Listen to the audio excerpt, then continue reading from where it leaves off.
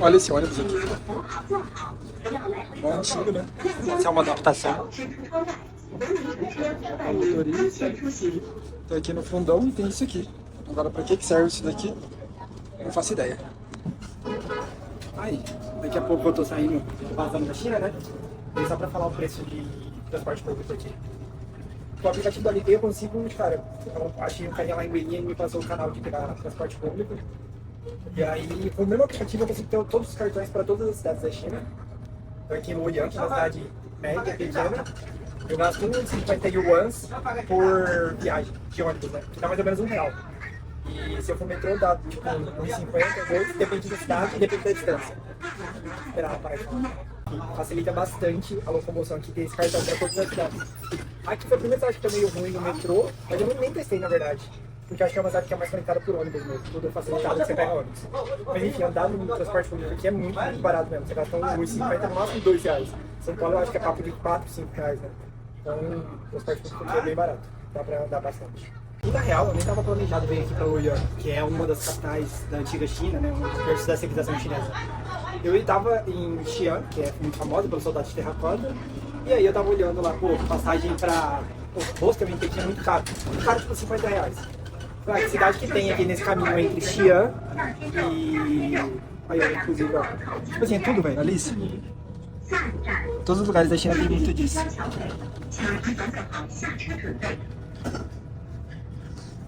Enfim, que cidade que tem entre Xi'an e Pequim que eu poderia visitar e que seria barato, que teria uma vibe talvez interior. E aí a próxima cidade que eu tinha visto depois da montanha de Hua, que é a que eu subi, era essa daqui. Uma cidade bem famosinha, tá ligado? Tipo assim, pequena pros padrões chineses, né? 1,5 milhão de habitantes, histórica, e que tipo, eu paguei no hostel. Inclusive eu vou ter que filmar aquele hostel também. Tipo assim, R$30 uma diária numa num quarto com 6 pessoas, ficou muito barato. Aí eu ia ficar tipo 2 dias, aí eu cheguei aqui acho que dia 9 ou dia 10, e vou ficar até o dia 13. Que é quando eu conseguir pegar um trem barato pra Pequim. Enfim, e aí eu tipo, não tenho nada muito decidido, né? Assim que eu tô viajando por enquanto, pelo menos dentro dos países, né? Tipo, do país que eu tô. Então isso é muito bom, porque eu consigo escolher com mais calma. Ao mesmo tempo, gera uma sensação de incerteza, né? Tipo assim, pô, pra onde que eu vou agora? Enfim, mas aqui valeu muito a pena.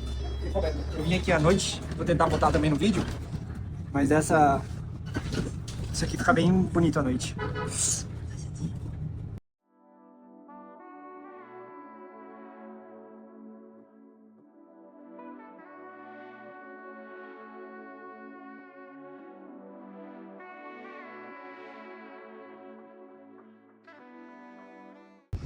Assim como qualquer lugar na China, qualquer não, né? Mas vários lugares na China, mais um sítio arqueológico super importante para o mundo, Longbeng Grotas.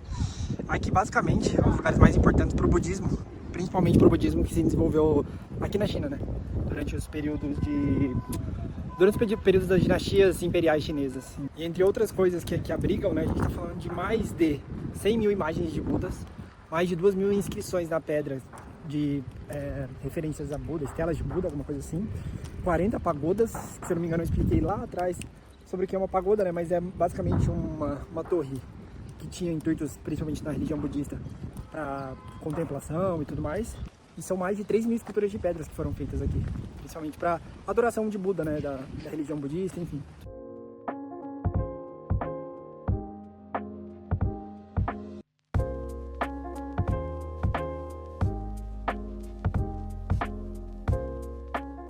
E aqui uma das motivações desse lugar ser tão importante, né? Basicamente um Buda de 17 metros incrustado e feito na pedra. Junto com outros, tá? Mas esse é um lugar muito importante aqui pro budismo chinês. Aqui, em grande parte, essas essas esculturas que foram feitas, né? Foram feitas há cerca de 1.500, 1.700 anos atrás. E são muitas e muitas, muitas, ó. Tudo isso daqui foi feito durante as dinastias imperialistas chinesas e que, em grande parte, estavam envolvidas com o budismo. Principalmente durante a única imperatriz que foi, uma mulher que foi imperadora, né? Imperatriz da China, que foi a Wei Chang, não lembro exatamente o nome, mas ela foi uma das grandes patrocinadoras da arte budista chinesa. E aí, até falando um pouquinho sobre o budismo chinês, né? O budismo não nasce de fato aqui na China, ele nasce na região da Índia cerca de século 6 a.C. E aí depois de uns 700, 600 anos ele chega de fato aqui na China, através da Rota da Seda, principalmente nessa região aqui, né, que eu estava lá em Xi'an, aqui em Luoyang, que é tudo meio que a mesma região, e que em grande parte era onde acontecia a Rota da Seda e os grandes comércios da China. Então, acaba que por comerciantes e monges que trafegavam entre a Índia e a China, acabou que chegou aqui o budismo.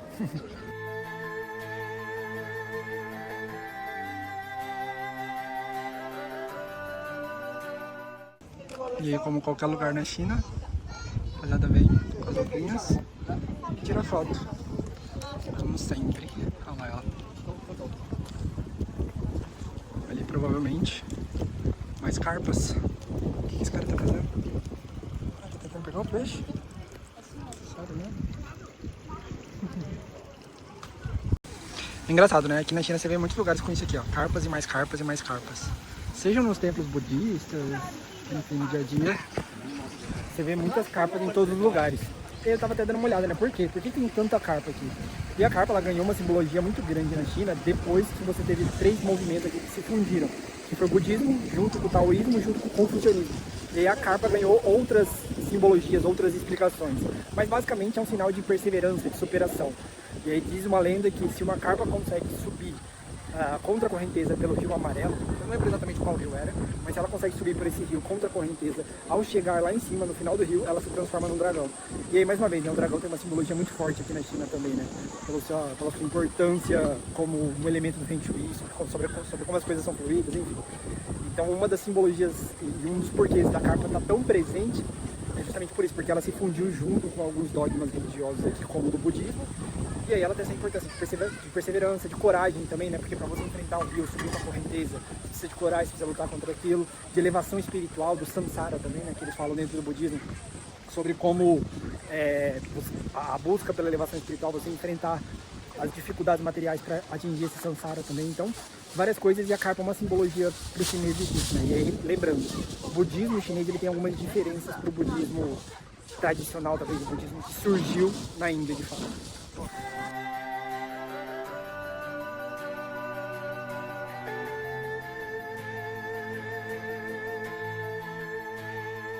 Não sou um profundo conhecedor do budismo, porém, nas pesquisas que eu fiz aqui, e principalmente para vir aqui nessa região das Longmen-Grotas, que só tem eu aqui hoje, aparentemente de estrangeiro, mas as pesquisas que eu estava fazendo aqui sobre o budismo, e principalmente o budismo chinês, quando ele entra aqui, quando ele vem de fato, trazido pelos monges indianos, lá justamente 600, 700 anos depois de que se estabelece o budismo na Índia, e o budismo chega aqui na China, né, lá por volta do século I depois de Cristo. E aí, quando ele chega aqui, ele enfrenta muita resistência do confucionismo, que era a religião que estava vigente, que tinha mais poder, digamos assim. E por enfrentar essa resistência muito grande, ele acaba sendo, tipo, escanteado, digamos assim. Mas ainda assim, ele prolifera aqui dentro da sociedade chinesa, principalmente pela aceitação da população às ideias do budismo. Só que ele se funde ao taoísmo, ele se funde ao confucionismo, e ele tem algumas vertentes que acabam formando algumas escolas do budismo. E, se eu não me engano, são 3 escolas principais aqui do budismo, né? Você tem a escola Shan, que é baseada basicamente na meditação, sem a necessidade de seguir as escrituras. Você tem se não me engano, Tiantan, que é baseado mais no preceito filosófico. Enfim, tem algumas escolas que se tornaram mais fortes aqui no budismo. Apesar de que grande parte dos chineses se declararem sem religião, eles seguem, grande parte, os preceitos do budismo, né? Como a meditação, como respeitar os mais velhos e alguns outros preceitos que são bases para o budismo, que indicam, na verdade, uma boa convivência com a sociedade, né? Então ela está presente aí. Ponto aqui é que durante o processo de unificação de alguns estados chineses, né, do século 2, 3 a.C., quem estava firmando aqui, quem estava muito firme, era o taoísmo, era o confucionismo. Você não tinha uma presença tão grande do budismo, que chega muito tempo depois. E ele vem justamente, como eu falei, né, pela Rota da Seda, e tem um monge específico, putz, esqueci o nome dele, mas tem um monge específico que foi um dos grandes responsáveis por trazer grande parte das escrituras lá da Índia para cá, para que o budismo se fortalecesse muito aqui na China. Então esse cara em específico, ele passou durante muito tempo fazendo a rota entre Índia e China, e lembrando que tem o Himalaia no meio desse caminho, né? Você tem basicamente uma das maiores montanhas do mundo, se você pegar Índia ali, que divide China e Índia. E esse cara fez esse trajeto durante muito tempo e conseguiu, em grande parte, que o budismo tivesse uma grande influência, principalmente em algumas dinastias. Aí você pega a dinastia Tang, eu falei um pouquinho da imperatriz, né, da única imperatriz da China unificada, foi ela uma das grandes responsáveis por isso daqui, por basicamente há 1300 anos atrás, construir uma forma de ser devoto, né? Na verdade, de homenagear o budismo, o Buda e toda a religião. Então os caras construíram tudo isso daqui muito por conta desse monge específico que durante boa parte da sua vida trazia as escrituras lá da Índia para cá.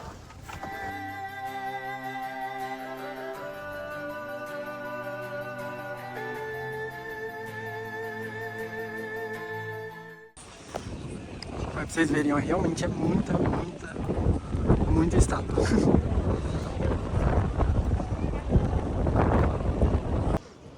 E é impressionante o nível de detalhes, olha isso. Um Buda pequenininho, velho, isso aqui que me impressiona mais. Os desenhos, esse negocinho pequenininho desse aqui. Um Buda super detalhado. Essa caverna aqui é bem famosa, mas não é pelo Buda que tá aqui, mas sim por isso daqui.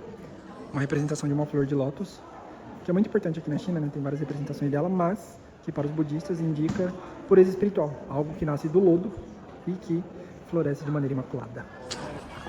Essa daqui é a mais famosa, a escadariazinha para subir, como sempre, né? Mas é ela que é a maior zona. Caralho, escada cansa.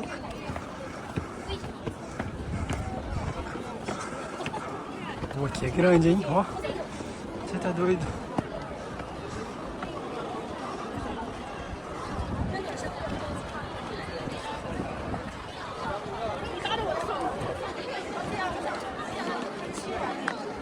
Realmente esse daqui é imponente. E esse foi o que foi feito pela Imperatriz. Foi feito, quando eu digo feito, subsidiado, né? Patrocinado.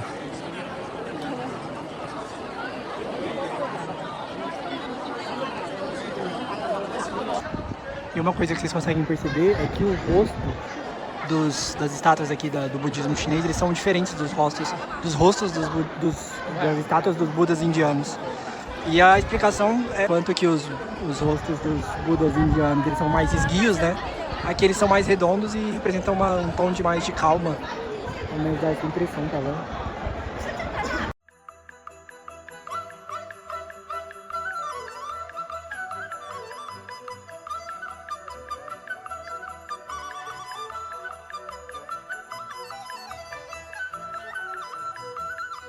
E essa daqui é uma das vistas mais famosas, pelo menos da China, daquilo que representa a China antiga.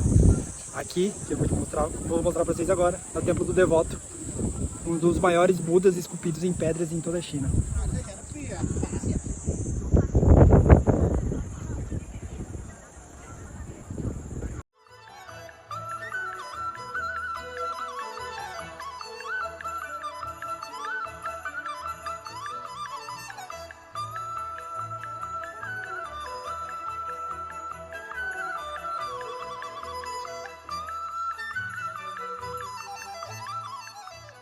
Ah, isso que é foda, né? Todo mundo fica olhando, caralho. O que acontece depois que o budismo chega aqui é que não dá pra falar, porque esses filha da puta ficam olhando pra mim e aí não dá pra conversar. Porque eles ficam olhando, eu fico com vergonha. E eles não param de olhar. Vai tomar no cu desses caras, tá ligado? Todos. Se eu for mostrar, olhar pra frente aqui pra vocês, vai estar todo mundo olhando pra mim. Como se eu fosse famoso. Ai, ai.